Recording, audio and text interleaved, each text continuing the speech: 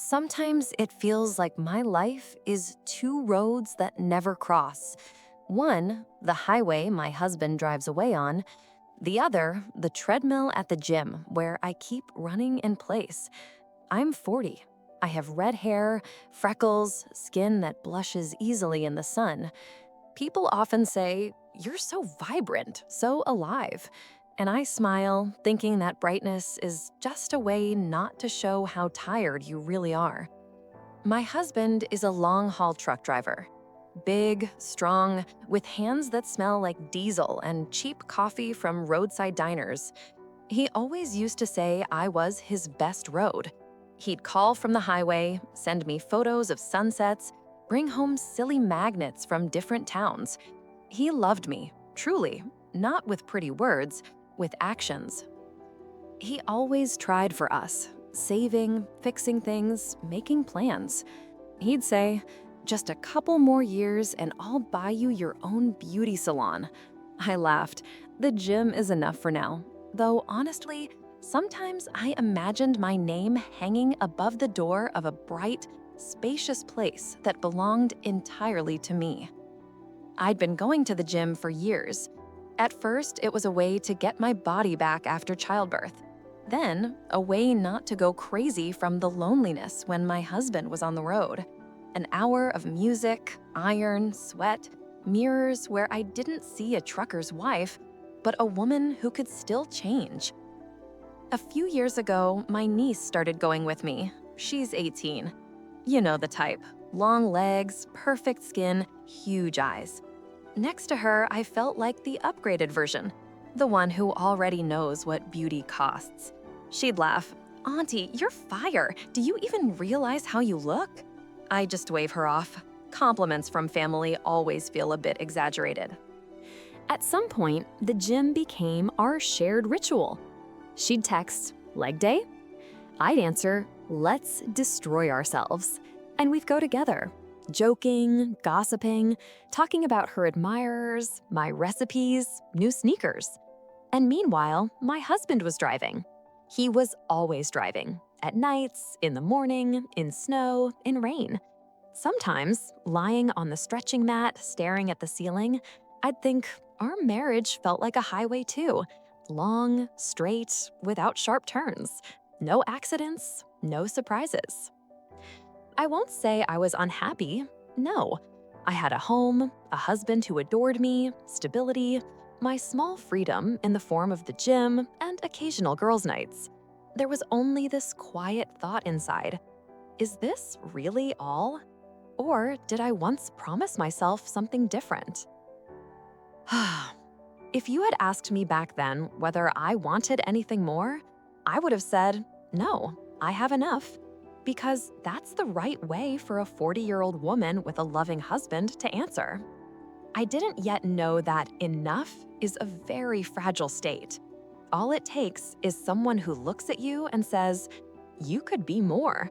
And the whole delicate construction starts to shake. And one day, he appeared.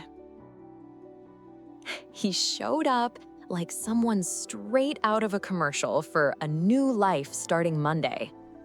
Tall, muscular, confident.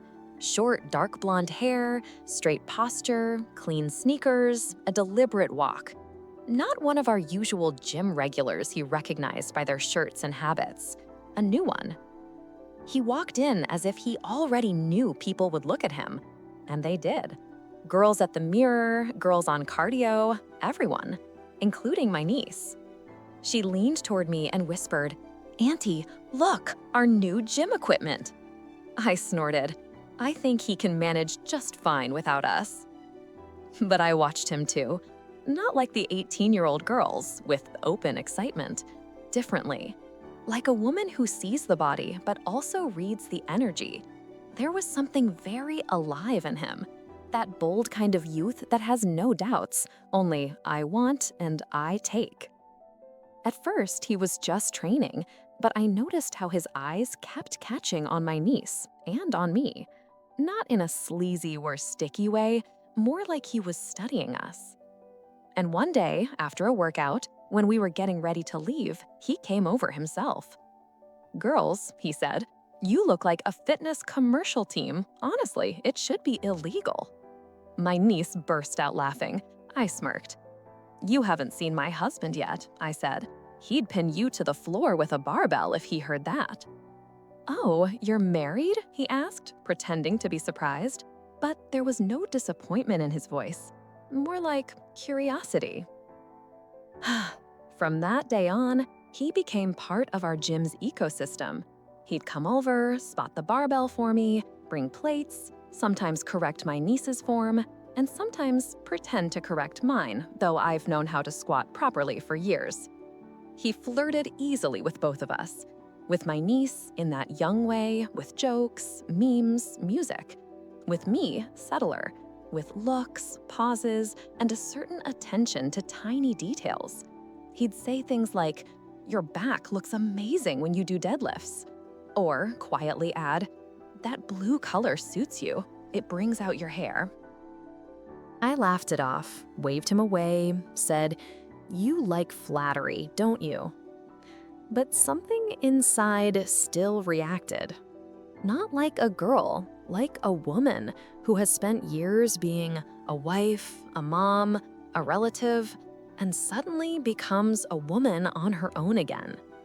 My niece, of course, got excited first. She'd text me, "He liked my story. He asked where I got my leggings. He told me my glutes are showing progress."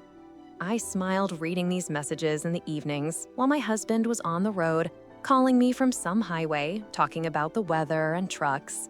Two realities existed in parallel. One, serious and adult, the other, light, almost teenage. One day, he texted me too. Nothing special. "Hey, will you be at the gym tomorrow? Want to ask about shoulders. Yours look great."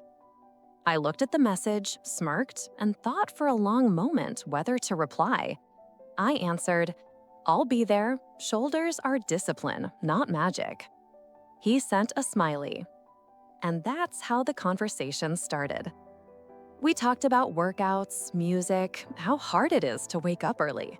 Then about how he doesn't want to live like everyone else, how he hates the idea of a job that makes you sick. There was so much fire in his words that my stories about schedule gaps and grocery lists sounded like the mumbling of an old lady next to all that. I didn't realize how he became part of my day.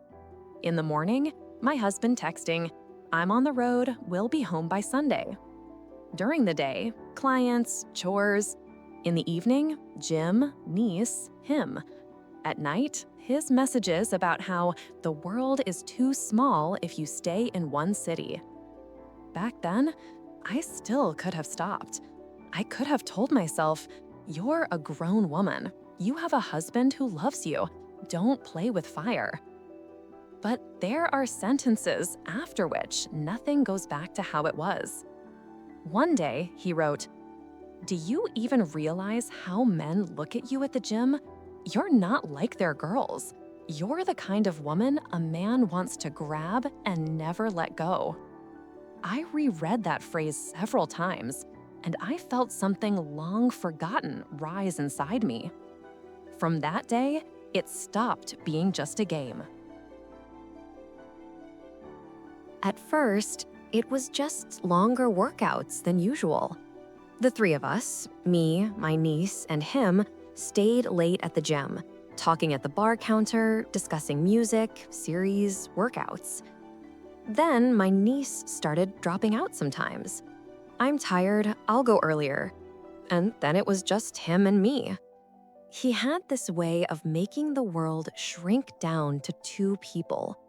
Everyone else turned into background noise. Machines, sounds, people. Everything faded when he looked at me as if he could see straight through every mask. One day he said, "Come to my place. I live nearby. Just tea." I said, "I have a husband." He shrugged, "And I don't, but tea doesn't become poison because of that." I went. Not because I didn't understand how it could end, but because I had lived for so long as if nothing could ever happen to me again. His apartment was ordinary. A cheap couch, a console, dumbbells in the corner, shaker bottles, the smell of men's shower gel. Nothing special. But in that nothing special was something my perfect home didn't have: spontaneity. We actually did drink tea at first. I even laughed at myself. A 40-year-old woman sitting on the couch of a 20-year-old guy while her husband drives along some highway. It sounded like a bad joke. And then he took my chin, lifted my gaze, and said, "You know, you look incredible when you're not trying to control every emotion." And he kissed me. Everything after that was simple, too simple for me to justify aloud. It wasn't a romantic movie scene, no music, no candles, just two living bodies who suddenly didn't have enough air. He was hungry, confident, not a shy boy at all. In his hands, I didn't feel like the aunt or someone's wife. I felt like a woman who is wanted, not respected, not valued, wanted. We met at his place when my husband was on the road. I never brought him home. The kids, the neighbor behind the wall, that was a line I couldn't cross. But going to his place? Yes. Put the youngest to bed, call the older one, tell my husband, "I'm tired, I'll go to sleep early." And an hour later, standing at his building entrance in a hooded sweatshirt, heart pounding. I knew exactly what I was doing. No one pressured me. I was the one stepping over my own boundaries, inch by inch. Every morning when I left his place at dawn, washing his scent off my skin and putting on my normal face in the mirror, I told myself, "That's it, enough, last time." But then he'd text, "You're driving me crazy. I can't think about anyone but you." And I'd go again. My niece still went to the gym. They were still texting. Sometimes she'd beam and say, "He replied," and I pretended not to care, even though I knew he had several girls. He didn't hide it. Once he said straight out, "I'm honest. I'm not a one-woman for life guy. I'm about what's interesting right now." And still, I was falling in love. Not even with him, but with myself next to him. With that version of me who laughs, who lives in the moment, who doesn't smell like soup and laundry detergent, but smells like his hands and cheap cologne with the aftertaste of sin. All this time, in the background, my husband's voice was still there. He'd call from the road and ask, "How are you? Are you tired?" He sent hearts, silly stickers, photos from hours of waiting at unloadings. He'd say, "I love you so much. You're the best woman I could ever have." I listened to him and felt like there were two women living inside me. One, his wife, who packs his food containers for the road and prays he arrives safely. The other, the lover of a 20-year-old boy, wearing lace lingerie under her gym leggings. And both were me. And each night it became harder to understand which one was real. I spent a long time pretending that I was in control, that it was a game, that I was the adult, the experienced one, and he was just an episode. But any game ends the moment someone starts believing too much. One day, I caught myself waiting, not for my husband's call from the road, but for a message from him. "Are you coming tonight?" If he didn't text, it felt empty. If he did, I came alive. We were sitting in his kitchen, just an ordinary evening, laptop on the table, music playing, his hands resting on my knees. And suddenly he said, "Listen, let's not make this complicated." I tensed. "What do you mean?" He sighed. "You're amazing. Really, you're not like the others. But..." That "but" is always louder than any compliment. I'm not looking for anything serious right now. I'm 20. I want to party, live, try things. And you're different. You're about feelings, conversations, responsibility. And I'm not. I looked at him, unable to believe those words were meant for me, for the woman who kept telling herself it was just a side romance without obligations, for the one who told her friend, "I'm not stupid, I know what I'm doing." And then he added one more thing. "And I was with your niece, and I'm seeing another girl now. You know I don't lie. I told you from the start, I'm not a one-woman person." Something inside me went hollow. Not loud, not dramatic, hollow, as if someone just cut the sound. I didn't scream, didn't make a scene. I simply asked, "Then why did you do all this?" He shrugged. "I felt good with you, really, but you started looking at me like I was the meaning of your life. And I don't want to be anyone's meaning. I just want to live." That sentence hit harder than everything else. You started looking at me like I was the meaning of your life.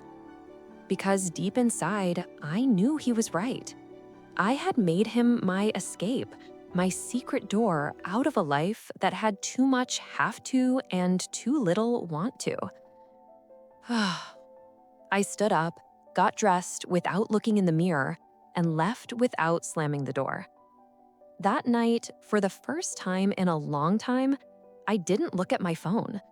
In the morning, didn't check messages. During the day, didn't think about whether he would write. I just walked around the apartment feeling the emptiness in my chest. Not dramatic pain, not hysteria, just emptiness. My husband called, said he'd be home soon, that he bought me my favorite chocolates, that he got a toy for our nephew, that he missed me. I listened to his voice and realized there was now something standing between us. Not only my betrayal, which he didn't know about, but that 20-year-old boy who showed me how easily I could destroy myself. I didn't get over it right away. There were nights when I wanted to text him, even just one sentence. "Why did you let me go so easily?" But every time I stopped myself, because that question wasn't about him. It was about me, about why I allowed myself to be treated that way. I felt guilty toward my husband, a heavy, sticky guilt. He came home, hugged me, said, "You're the best woman I could ever have." And I thought, you have no idea how much I'm not. What happened with that boy didn't destroy my faith in men. It destroyed my faith in my own maturity. Because at 40, I acted like a girl who believed the words of a 20-year-old guy more than the eyes of her own husband. And that, probably, is the most painful truth in this whole story. When everything collapsed, our nighttime madness, the other man's apartment, his hot hands, all those romanticized stupidities, I understood for the first time how fragile the glass was that I'd been holding. What I thought was passion turned out to be smoke.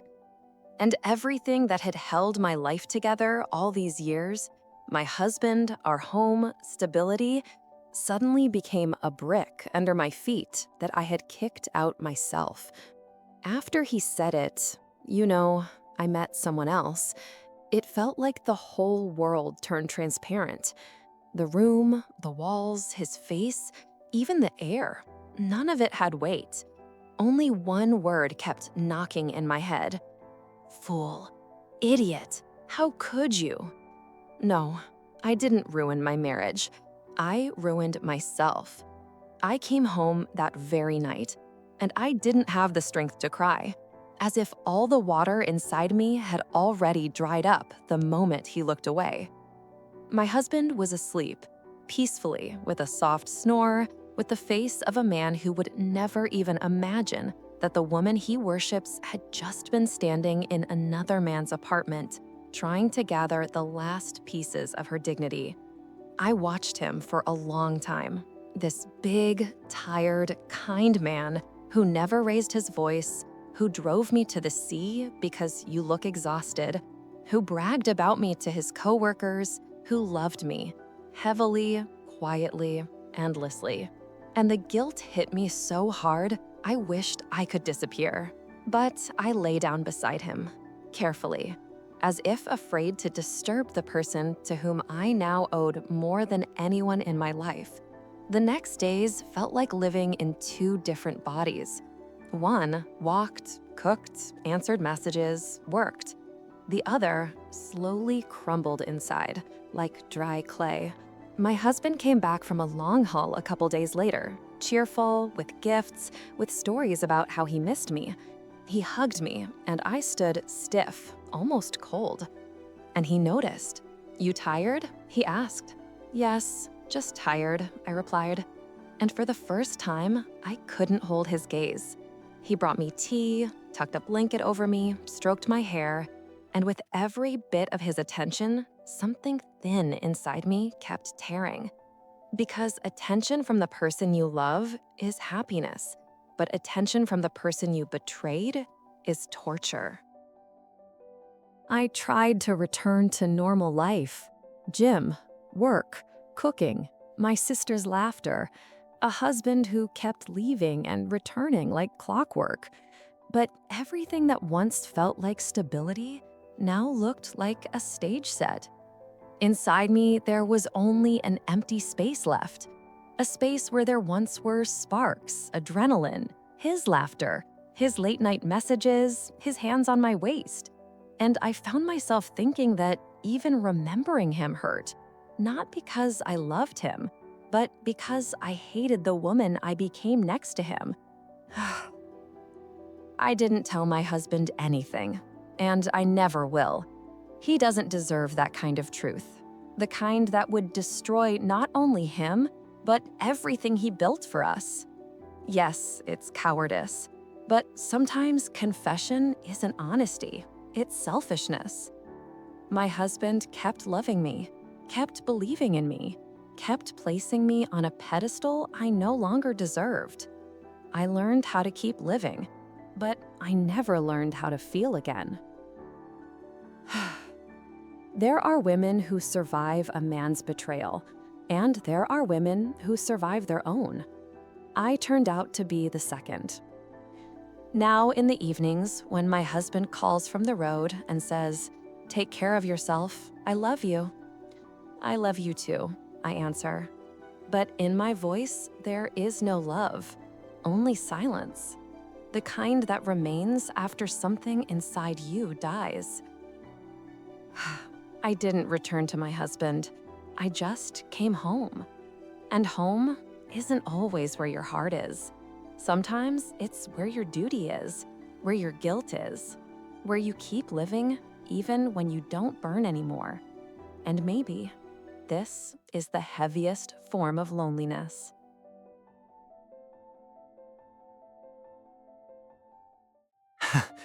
You know, people love dressing things up with big words. Chemistry, fate, spark, attraction. I never complicated things. I just liked winning. I'm not a romantic. I'm a hunter. I liked attention, glances, the way women evaluated. Lips, body, confidence, strength. And I liked taking whatever I wanted right here and now. When I saw her for the first time in the gym, yeah, I noticed everything instantly. Lean, fit, killer figure, strong legs, toned arms, red hair like fire. And most importantly, she was a grown woman, mature, feminine. The kind of woman you admire not because you can have her, but because she's a worthy trophy. I don't even like the word trophy, but it's the most accurate one. She clearly had been training for years. Clean form, confidence, the posture of someone used to being in shape. And next to her, her niece. Young, beautiful, light. Two women, both attractive, both different, and both looking at me. Tell me honestly, what man wouldn't feel the thrill? I approached not because I liked her as a person, but because it was a great game, a complex one, a delicious one, the kind where the stakes are high.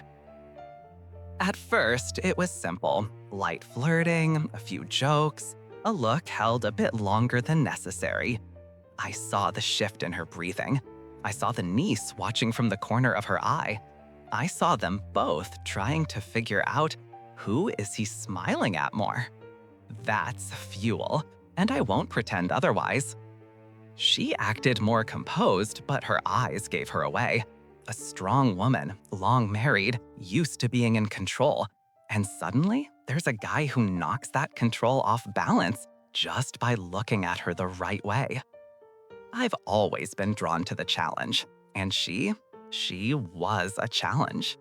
I was 20-something, in great shape, charismatic, used to women wanting me without effort. And I played with that. I never hid anything, never promised exclusivity. Everyone knew the rules. I'm interested in the moment, not a life. In the fire, not the consequences. When we started seeing each other more often, it was easy for me. Easy to flirt, easy to fuel her emotions, easy to go just deep enough for her to believe it was all about passion. And the niece? She was like a second direction in the game. Young, naive, hot, and most importantly, completely unaware of how predictable her reactions were. I didn't need to choose. I simply watched who gave me more thrill, who would crack first, who would step over her own rules. With the woman, the aunt, it was more exciting because she resisted, because she fought with herself, because her desire was worth more. And I went where I tasted the hunt. I didn't need her heart. I needed to prove to myself that I could, as long as it was interesting, as long as the game wasn't over. To be honest, she fell in love with me long before I ever could with her. Actually, I never fell in love at all. I liked her body, her energy, her maturity. I liked how she lost control around me. But love? No, that's not who I am. Her fire still attracted me. Red hair, tight figure, confident movements. She was intense. She was delicious. She was expensive. A rare woman who's hard to get, and that's exactly why I went all the way. But the moment she fell into feelings, I checked out. You have no idea how fast the thrill disappears when a woman starts expecting more than you're willing to give. She started texting more, thinking deeper, waiting for me to show up, call, suggest something. And I hate when someone hangs expectations on me. Meanwhile, the niece was easier, younger, lighter, emotionally cleaner. She looked at me like I was some kind of superhero. And honestly, that's flattering in a very simple way. And yes, I never planned to choose. I never promised loyalty. Both of them were drawn to me. That was part of the thrill. I just kept watching who would give me more fire, more emotion, more drive. Eventually, things spun faster with the niece. She was freer, younger, and she didn't care that people had seen me with her aunt. She was playing her game, and I was playing mine. But here's the paradox. No matter how many women I tried, I never stayed. Not because something was wrong with them, but because I never wanted to stay. When she, the aunt, started expecting even a hint of a future with me, I felt only one thing: boredom. I'm not guilty. I told her honestly that I live in the moment. She heard me, but refused to believe it. And then someone new appeared, completely different. Not better, not worse, just a new emotion, a new energy, a new type. And I switched as fast as I always do. I didn't hide it. Why would I? Lying is already a form of commitment, and I didn't want commitments. When I told her it was over, yeah, she looked at me as if something broke inside her. But it didn't hurt me. I didn't feel remorse. I just moved on to the next game. I dropped the niece too, because it was more honest than dragging something where the fire had already died for me. Looking back now, I understand this. They were all searching for feelings, and I was searching for sensations, adrenaline, the rush that changing faces gives you. I'm not a monster. I just never lived by someone else's rules, and I never pretended to be someone I'm not. She was beautiful, desirable, the kind of woman you want nights with, but not mornings. And yes, you don't forget women like her, but not because you loved them, because once you managed to conquer them. I didn't break her on purpose. I was just playing. She wasn't. That's why we ended up on different sides.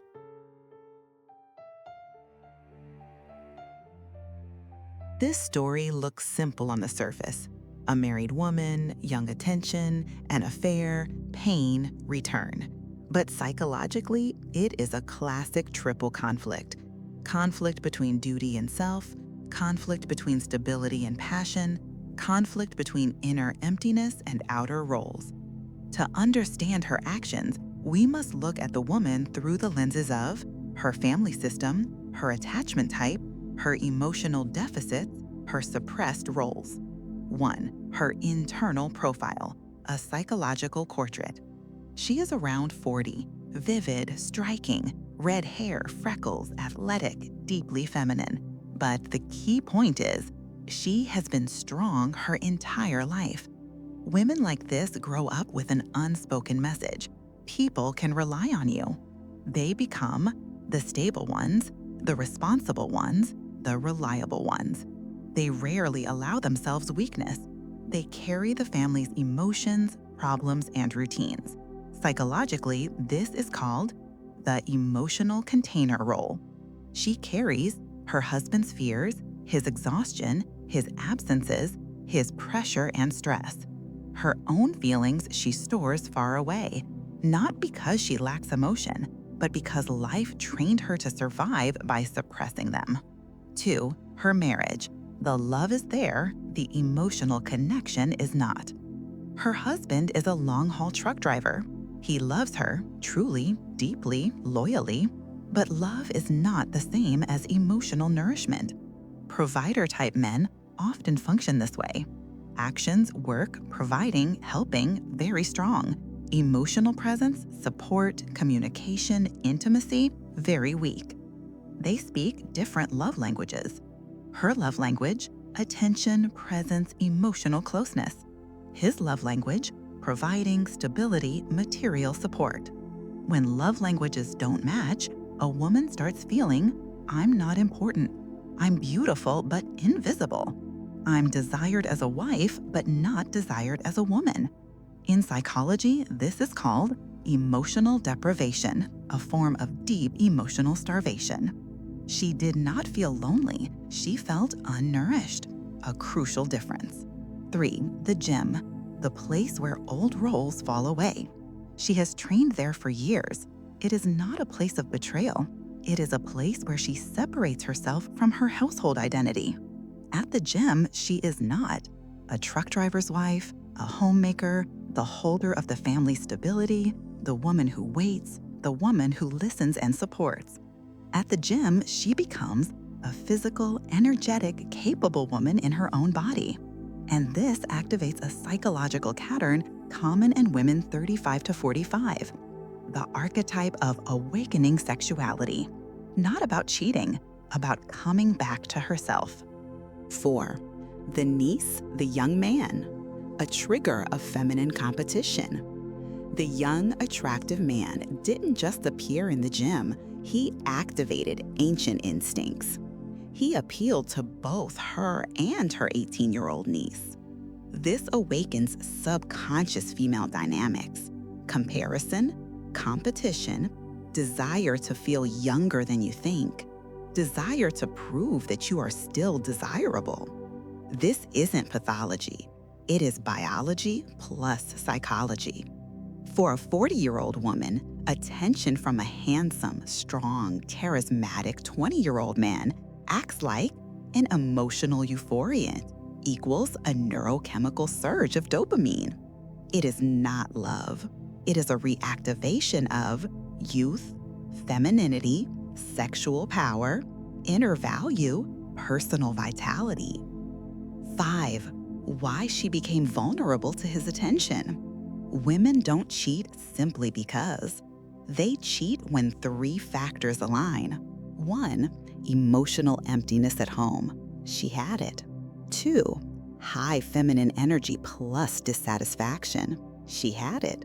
3, external attention targeting her exact emotional deficits. He gave it. He provided admiration, novelty, play, passion, spontaneity, excitement, validation, escape from routine, a feeling of being truly seen. He didn't seduce her. He filled the exact empty spaces she'd been carrying for years. 6, why she got in deeper than she expected. Mature women often fall into this psychological trap, the mirror effect. When a young man looks at her with desire and awe, she sees herself through his eyes for the first time in years. She sees beauty, vitality, sexuality, power, femininity, strength. She begins to feel, I'm alive again. I can still attract. I can still choose. I still matter. This feeling is stronger than the love she feels for her husband, even though it is not deeper. This is what pulled her into those nights at his apartment, not the man, the version of herself she became there. 7, why she fell in love even though he didn't suit her. She did not fall in love with him. She fell in love with herself next to him. These are 2 different phenomena. In psychotherapy, this is called projection of the idealized self. She loved the version of herself that appeared beside the young man. Beautiful, alive, desirable, free, energetic, feminine, valuable. She wasn't in love with his soul or personality. She was in love with her own awakened identity. Conclusion, part 1. She didn't cheat because her husband was bad or she was morally weak. She cheated because her emotional needs were chronically unmet. Her feminine energy was suppressed by routine. Her identity needed validation. The young man activated dormant parts of her. She saw a version of herself she missed. She fell in love with her second life, not the man. It wasn't a betrayal by choice. It was a compensatory reaction of a psyche that had been holding too much for too long. 1. The husband, stable but emotionally absent. Her husband is a long-haul truck driver, a man of action, not emotion. Psychologically, he fits the type. Reliable but unavailable, an avoidant provider, emotionally distant though devoted. He does everything for the family, provides, helps, loves sincerely, is proud of his wife. But emotionally, he is not present. And this is not something she can change. 1.1. Chronic separation creates emotional distance. Truck drivers are in the high-risk group for emotional dissociation, relational distance, functional marriages instead of partnerships. When a man spends 2 to 3 weeks on the road, his psyche adapts. He learns not to need, learns not to rely on closeness, learns to numb emotions. Meanwhile, the woman at home adapts differently. She learns not to expect, learns to handle everything on her own, learns to live independently. Their adaptations become incompatible. 1.2. His love was real but one-sided. He loved through actions, but she needed what he couldn't provide. Attention, emotional dialogue, presence, feeling seen, feeling understood. He adored her, but did not know how to connect with her. Such men are loyal, but emotionally deaf. Their inner belief is, I'm doing everything. What else do you want from me? But love is not only doing. Love is also being present. 1.3. Why he didn't notice anything. He fits a classic behavioral pattern. doesn't see the cracks until everything collapses. It's a defense mechanism. To avoid feeling fear of loss, the psyche simply refuses to notice red flags. His internal narrative was, "My wife is beautiful. My wife is loyal. My wife is ideal. Everything is fine." He saw the role, not the woman inside it. That is why he didn't sense the emotional fracture and didn't discover the truth. He wasn't looking. Not because he trusted blindly, but because acknowledging danger would destroy his worldview. 2. The young man, a dopamine-driven womanizer. Now, about him. He is not a villain. He represents a very predictable psychological type, a dopamine chaser, a man who lives for novelty, intensity, and conquest. At 2022, the dopamine system is at peak function. Risk-taking, thrill-seeking, novelty-seeking, sexual ego validation. He doesn't seek connection, he seeks confirmation of desirability. 2.1. Why he was attracted to a 40-year-old woman. Because she gave him 3 core needs. 1. Competence boost. She's older, harder, more rewarding to win. 2. Source of admiration. Mature women respond deeper, not with giggles, but with genuine feminine energy. This is intoxicating for such men. 3. The thrill of the hunt. She was a challenge, elegant, sexual, disciplined, a high-value target. This type of woman enhances his sense of masculinity. 2.2. Why he flirted with the niece. Because his psyche operates on a simple logic. Attention equals reward. Female reaction equals self-esteem. Novelty equals higher value. Such men lack emotional depth, long-term bonding capacity, empathic foresight, relational responsibility. He didn't feel guilt because he had no psychological contract with either woman. He simply followed the stimulus. New girl, new high. 2.3. Why he courted her so beautifully. Because triumph-driven men always do that before the conquest. This phase is called idealization stage of the hunt.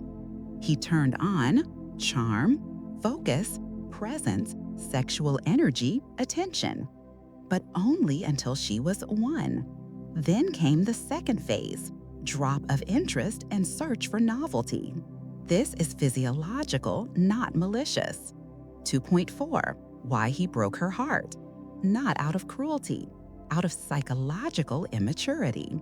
Such men have no emotional responsibility, no maturity, no understanding of consequences, high impulsivity, strong self-focus, dopamine dependence on novelty. He was capable of giving her passion, but never capable of giving her himself. When a newer woman appeared, he switched with biological predictability. He confessed not out of honesty, but because he doesn't fear consequences. He doesn't think about them. 3. Why his betrayal hurt her as deeply as her betrayal of her husband. Scientifically, this is expected. Because the one who revives your soul can hurt you deeper than the one who disappointed you. Her husband was stability. The young man was awakening. Losing him meant losing desirability, youth, vitality, significance, hope for a second life, the version of herself he brought out. The psyche doesn't mourn a man. It mourns the identity she became with him. That is the true loss. 4. Why she returned to her husband. Not out of love, passion, or respect, but because people return to safety when they get wounded where it was bright. Her husband equals anchor. Her husband equals home. Her husband equals calm harbor. But she returned with a broken internal landscape. Her state was, I am disappointed in myself, not in him. This creates emotional distance, internal emptiness, self-directed resentment, lack of warmth, loss of identity, chronic guilt. This often leads to emotional disassociation in marriage. The body is there, but the person is not. 5. Why she still feels guilt even though he never found out. Because betrayal is not an act of the body. Betrayal is an act of the psyche. Her internal conflict. My husband is good. He loves me. He didn't deserve this. Why did I betray him? The psychological answer?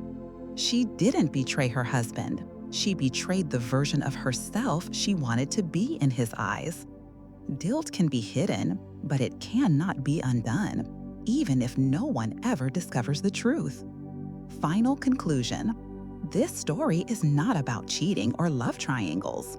It is about 3 people with 3 different emotional wounds. The woman, living with emotional emptiness, craving aliveness. The husband, loving through actions but emotionally illiterate. The young man, immature, novelty-driven, emotionally unformed. And each was predictably vulnerable. She, because she stopped feeling like a woman. He, because he didn't know what she needed. The young man, because he cannot hold responsibility. No one wanted to destroy anyone. They simply followed the paths their psychologies were wired for.